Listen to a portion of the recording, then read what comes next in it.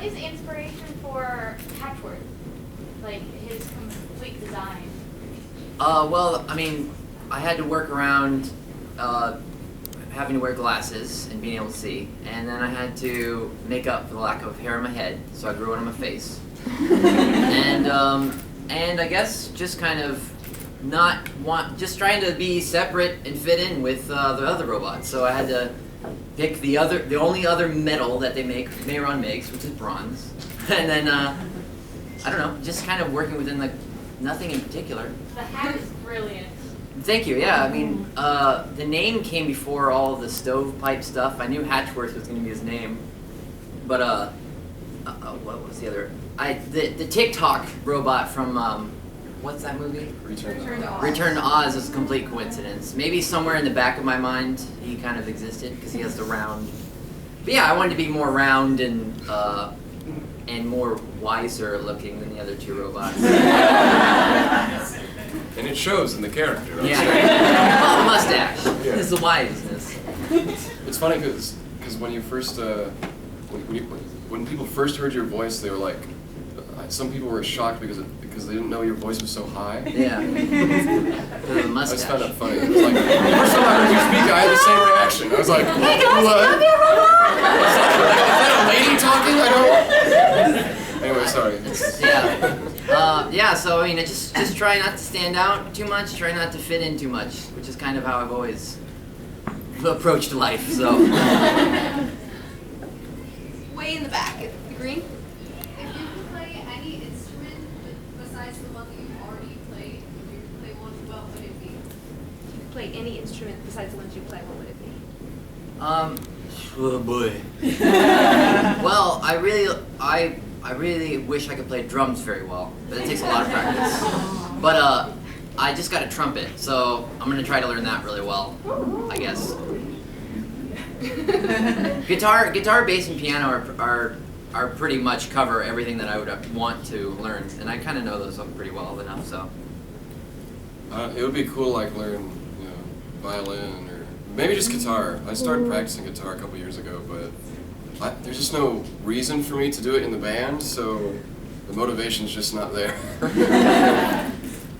I'd say any instrument other than guitar, because all I do is play rhythm guitar, so I don't feel talented in a group full of musicians. But it's okay, because you play the bass. And Hey, you play piano. Piano. So yeah, how about we'll say Friendship. violin would be cool. That'd be cool. Violin too. The first instrument I ever wanted to play was also the trumpet, but my dad didn't want me to play the trumpet because he had a trombone in the closet. So I didn't want to play the trombone, I wanted to play the drums, so I played the drums, and then I finally came back to the trombone. But anyway, back to the original question. Trumpet. I think I'd like to learn how to play the clarinet someday.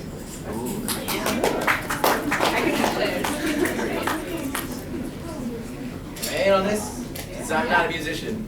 That's a lie. I think I can play a mean gong. The soul Were you pan. serenading people with your Yeah, there was some. Yeah, but the question is Soul something pan. you don't play. The soul pan. The gong. That's my choice.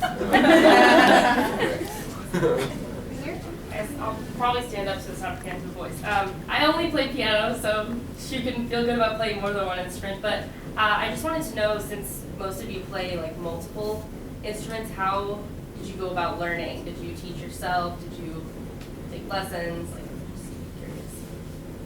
Good question. Real quick, I guess I just learned a bunch of chords from looking up tabs for songs on guitar. That's how I started. And then I built up a plethora of chords, and then bass is just, is easy after that. Piano I actually took a college class for. And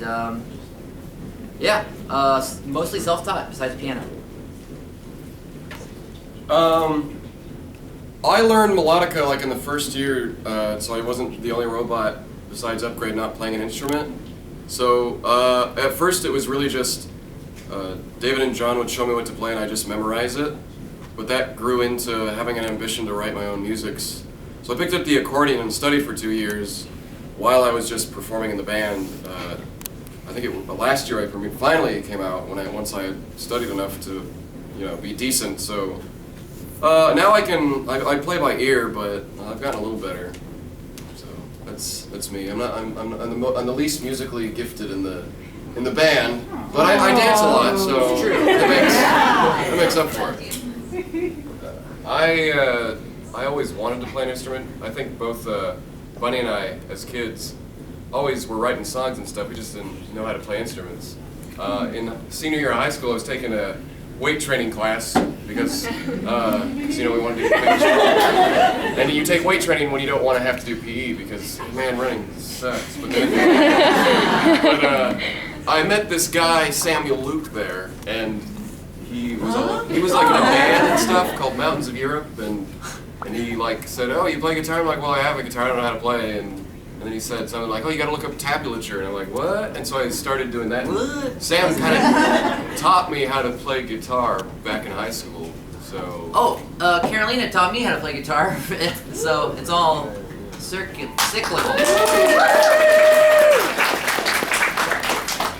Sam, we asked the audience to turn off their cell phones. I hardly ever get phone calls, so this is weird. It's funny because your phone has a picture of Carlisle, your dog, on it, so when it was going off, it looked like he was calling you. Sam,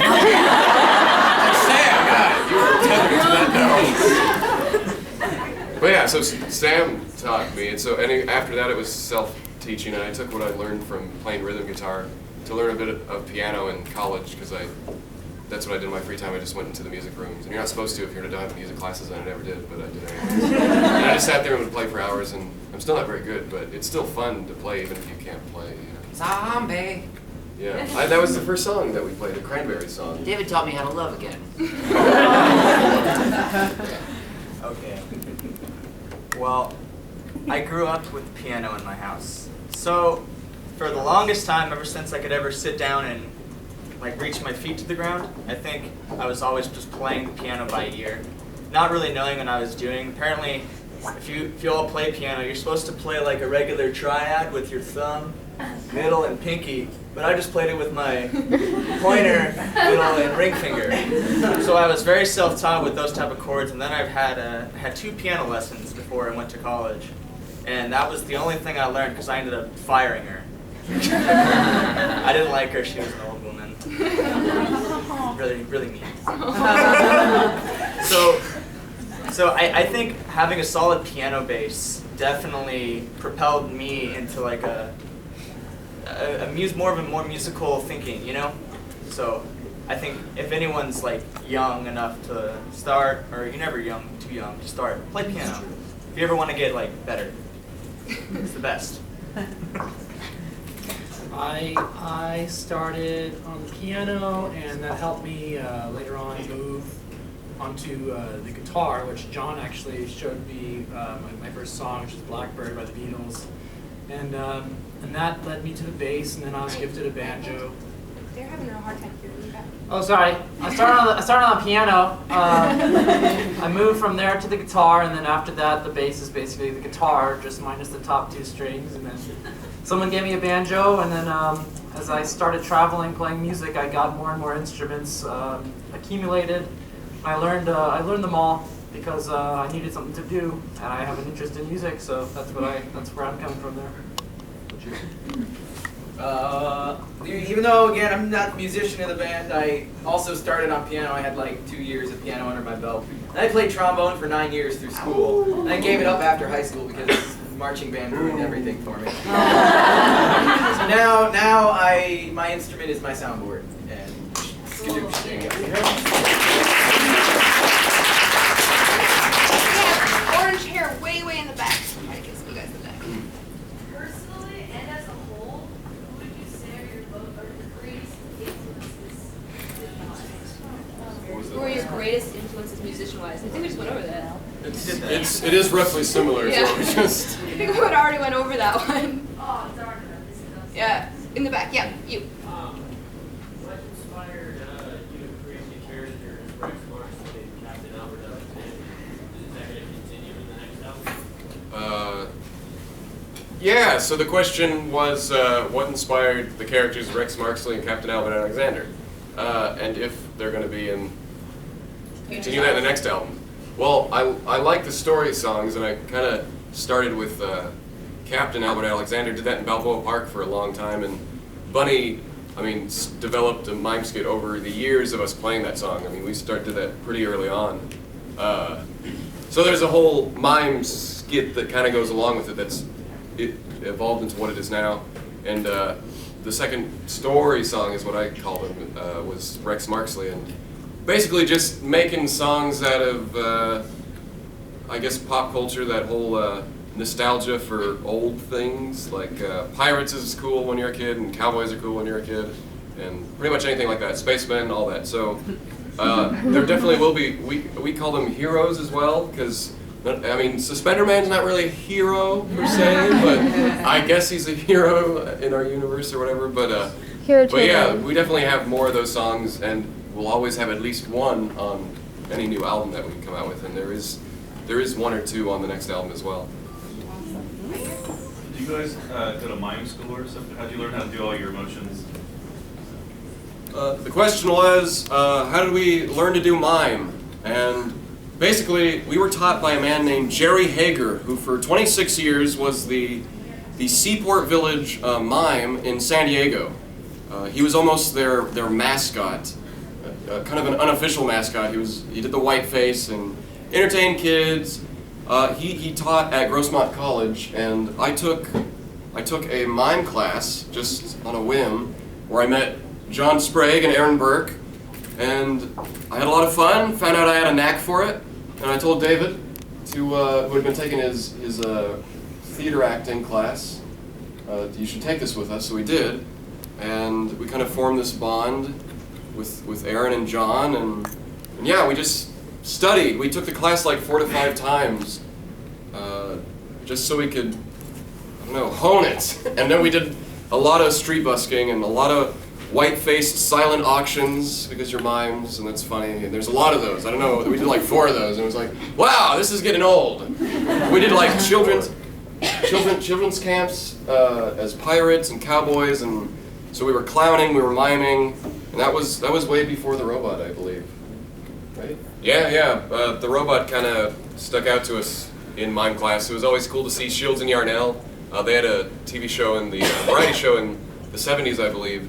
And they had this robot couple where they were just recently married, or they were like pouring themselves breakfast cereal, and it was funny because, you know, they would pour milk all over the kitchen table or something because of the robotic movements and stuff, and that's always interesting to us. Even when our mime instructor Jerry did it, you know, we're just fascinated by that. I think it plays into, you know, you see great moments with Mr. Lincoln at Disneyland. You know, you see those old robots, and it's like, wow, they're trying to look smooth, but they don't look very smooth. I mean, now there are robots that look like way smooth and whatnot. I think even some of the ones at Disneyland, but it's the idea that, you know, it looks surreal. You don't look like a human, and that's always fascinating for us. So we took it out on to Balboa Park just to see what we could do, and somehow we turned into a band. Right here.